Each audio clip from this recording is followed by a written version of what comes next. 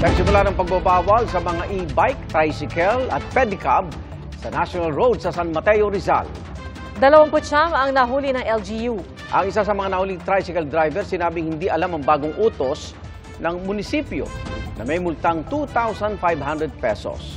Wala pa namang nahuhuling mga e-bike. At dahil unang araw pa lang ng pagpapatupad ng ban, tinitignan ng munisipyo kung pwede tuwing rush hour muna ang panguhuli.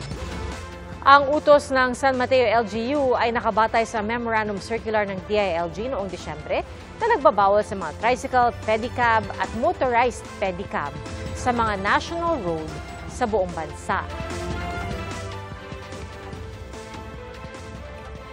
Muling nagpaalala ang DILG sa mga LGU na ipatupad ito sa kani-kanilang mga lugar. Mga kapuso, sama-sama tayong maging saksi. Mag-subscribe sa GMA Integrated News sa YouTube at para sa mga kapuso abroad, samahan niyo kami sa GMA Pinoy TV at sa www.gmanews.tv.